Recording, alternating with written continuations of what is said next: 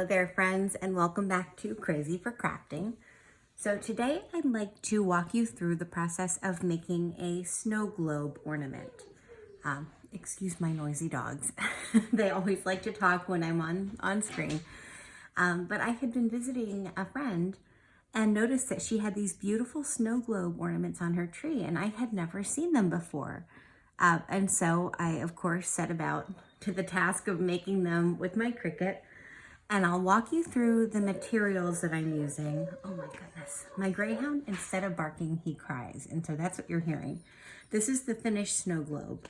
But when you cut it, you are going to have your snow globe base, a set of 3 trees. Come on, buddy. A little silver reindeer, and some matching little silver branches. And then you're going to have the circle that is sort of the backdrop. I used a pearlized paper for this just because I like things on the Christmas tree to have a bit of shimmer and catch the light. You could certainly use plain white cardstock and do just fine. You're going to have your snow globe kind of dome bubble thing.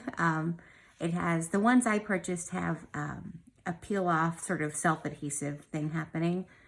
And I will link to this on Amazon. I just learned literally 5 minutes ago that these have a protective film over the top. And so I wondered why my finished one looked a bit cloudy, and it was because I hadn't seen that and pulled off the protective film. You are going to need some kind of ribbon. Oh my goodness, I have such a pile of embellishments sitting here right now that I'm not seeing my ribbon, but I know it is here. So I used silver ribbon on this one. I also have some gold ribbon that's really similar. It is the kind that has a wire in the side. I think I grabbed it at Michael's. So I will definitely try to link to that. And then you are going to need all sorts of, gosh, one of my pearls is off center. You're going to need some kind of embellishments, right? So something to fill it with. I used some sequins in the shape of snowflakes, 2 different sizes. And then down here, I just kind of went crazy with my self-adhesive rhinestones. I had some star sequins and little tiny pearls, more rhinestones, these tiny little, oh, here are my ribbons. There we go. Gold and silver wired ribbon. And I had gotten, also on Amazon, this giant box of sort of half dome silver and gold beads. I'll pick up a big one because it's easier to show you, but you can see they're flat on the back. They're not adhesive, so you have to glue them. And for my snow globe, on the first one I made, I used the tiniest ones, which, oh my gosh, talk about a tricky job, but I did manage to make it happen. And so I have all kinds of embellishments over here right now. I have several different kinds of sequins. I have a big bag of colored rhinestones. I even dug out some stickers I had bought last Christmas, I think at Hobby Lobby.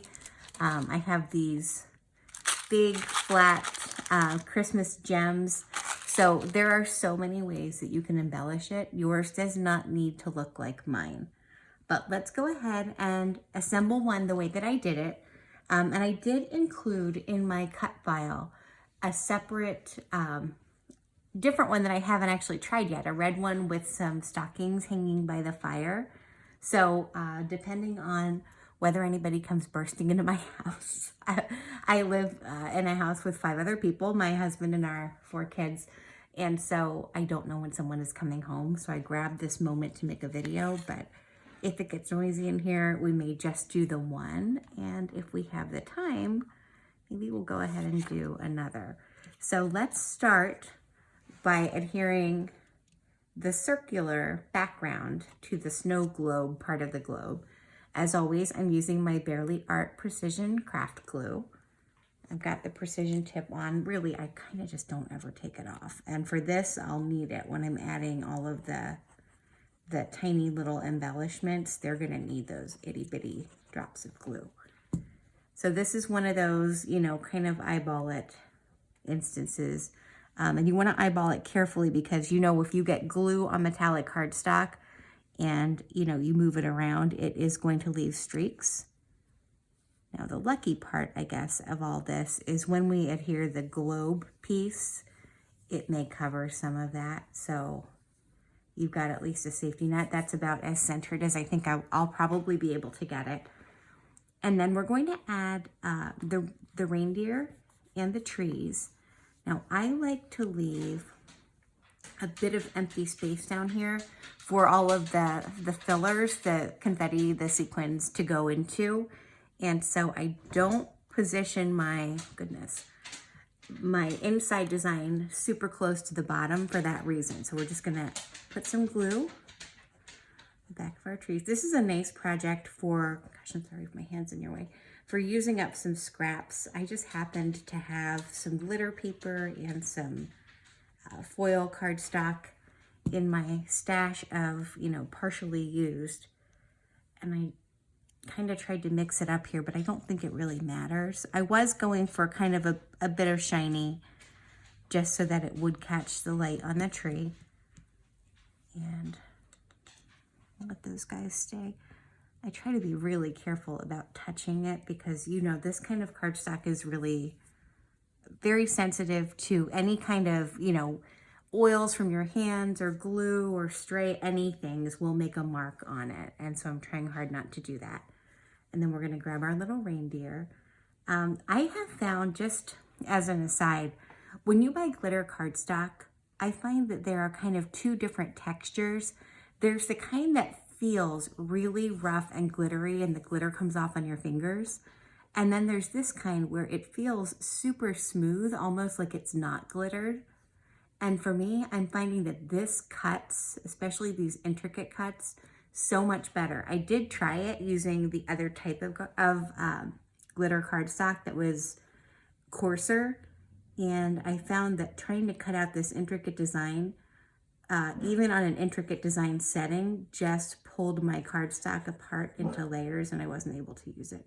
Gosh, it sounds like one of my dogs is about to bark at a neighbor. There we go. So we're gonna just kind of position him. You can put him almost wherever you like. I kind of put him off to the side so that you could just see a little bit of the right-hand tree, and his antlers were kind of touching the middle tree, and his feet will probably end up covered by sequins, and that's totally cool. All right. Let's go ahead and adhere these little branches on the back. And if you can look at the finished product, you'll see they just kind of stick out behind the ribbon. I like that they are color coordinated. And what you could do, there's a little bit of glue gun, one of those strings that we get. What you could do is actually use something from the craft store, from the floral department. They often have all kinds of fun holiday metallic looking pieces. So if you had something where you could cut off a tiny branch and attach that, you can use that too. I think you would probably do best using a hot glue for that. Since this is paper, I can get away with my regular glue. And I'm just gonna put a little bit back here and sort of, and I'm not sure if it matters too much, the angle or any of that. This is kind of a free form, you know, branches sticking off in any kind of direction. And you'll see if we do get to make the other one, I used a different type of branch and leaf for the gold one, and holy moly, I tried 3 times on coarse glitter cardstock until I finally gave up and just decided that foil cardstock was going to be the winner. And this is not wanting to stick. I had this issue with it last night as well, so I'm just gonna put a finger on it here for a moment, and while I'm doing that, I can pull out and show you the other kind of branch that I made for my red stocking snow globe ornament. And you can see this one's got a little more going on, and my Cricut Maker 3, I cleaned the needle or the blade and all of the things, and there was just no convincing it to cut that properly. So I gave up and I switched, and that's okay. I'm gonna put this guy kind of, I like to have him maybe a little more off to the side. And I think I'm gonna have to hold him. Now when we get to attaching the ribbon for hanging and the bow on the front, we will switch to hot glue on those. I just find I want those pieces to be strong, first of all. I don't want the bow falling off, and I certainly don't want the ornament hanger coming apart from for you or whoever you're giving this to when they try to hang it on their Christmas tree. Gosh, I've got sticky fingers. Isn't that the name of oh gosh, I'm gonna date myself here. Sticky Fingers, wasn't that a Rolling Stones album? Somebody who's as old as me, let me know if I'm right about that. Almost positive. I'm picturing my parents' actually record collection, and I think they had that one. Okay, here's where life gets slightly tricky. So we're going to take, now I've already removed the protective film that I didn't know was there. We're gonna just set this almost like a bowl and put a few things inside of it. I would caution you not to overfill it because this is a small, I think I'm using the, I believe this is the 2.5 inch dome. When I bought this set, it came with 3 sizes, but I decided this size was probably, for me doing this for the first time, probably going to be the easiest to work with. So this is one of the larger ones. I have, and I've actually transferred them into a plastic baggie because I knew that they would fall out, but I have this bag of large white snowflakes that I purchased just recently at Hobby Lobby, and they take up a lot of space in there, so I'm only going to use maybe 5, and that might even be more than I want. They're roomy, so let's grab one. Oh, come on out, buddy. We're gonna take him out of there, and then I'll do this kind of like I did my other one, although I found these after I made the other one. I think these would look cute in there. I found these silver stars. So I'm just gonna put a pinch. I feel like I'm teaching a cooking class here. They're small, so I'll just put a little pinch of those in there. And you will find glitter sequins usually are made of like a polyester, and so they get very staticky, and you can walk around with sequins and glitter stuck to your hands.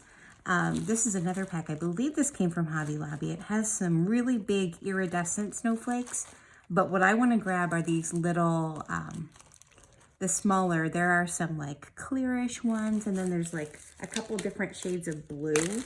Thought these were kind of eye-catching in here. Had these stuck all over me last night. And so we're just going to sprinkle a few.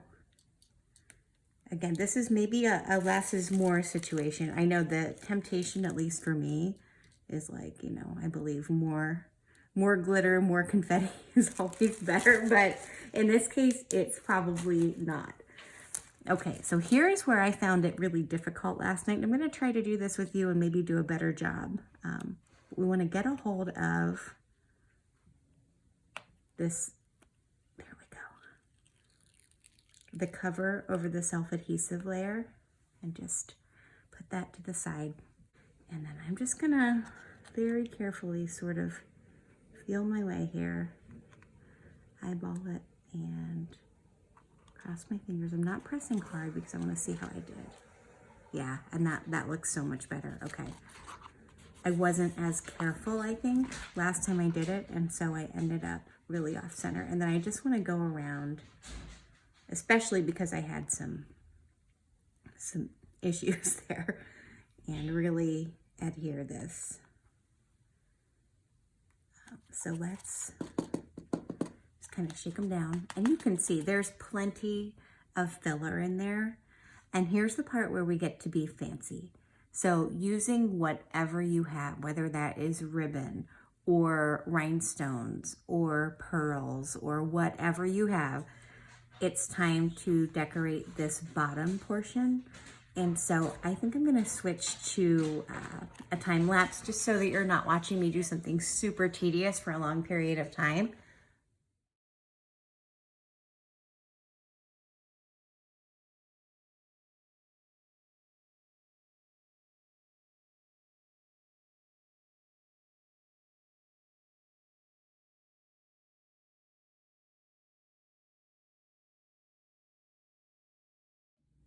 So now that we have all of the decorations on our snow globe, let's move it to the side. And we're gonna pull out our ribbon. This is a 1/8 inch wide wired ribbon. And I first want to cut a piece that we'll use for hanging. So this piece will essentially end up as a loop on the back. And then let's cut, I always cut a longer piece for tying the bow just because I think bow tying is, I need a longer piece for that. I'm not, bow tying is not something I do amazingly well. Once you have it sort of in a bow shape, then you can finagle it a bit, right? Kind of get your finger in there and really make the loops pop. And then I like to pull it tight because I really don't want it untying. And then think about the size you want them and sort of try to make them uniform. And I'm thinking I'm pretty okay with this bow. And then I do have my low temp hot glue gun all warmed up and ready to go. I'm just gonna put a little blob up there and carefully press the knot piece, center it as best you can, and then press the knot where you want it to be. Try not to get hot glue on your hands, which I do often. I do have the high temp hot glue gun too, but I have burned myself more times than I care to count. And so I thought, in the interest of safety for today, we would use this one. We're gonna flip it over, and we're gonna just take this and kind of make it a little crisscross. I actually like to glue it together before I put the whole thing onto the ornament. And so very carefully sort of give this guy a little press. Lay it down if you need to. Luckily, all the stringy bits will be hopefully on the back of your ornament where no one's going to see them. And I am just getting the hot glue off my fingers. And then somewhere back here, give it a dot of glue or so around the middle. And just put that crisscrossy part into the glue. That's what I kind of like to do. Let me scooch it up just a tad. But that should be a large enough piece to hang. And then, if you see any wild glue string, oh, I just lost one of my embellishments. I saw it going. The trouble with this being foil cardstock is that I find that because it's not so porous, it's much more of a smooth surface. Your embellishments tend to not dry in place very quickly. I guess the beautiful part of that is you can go back in and reposition them. So over here in my gluing station, I don't have a very large area to show it to you, but there is our finished product.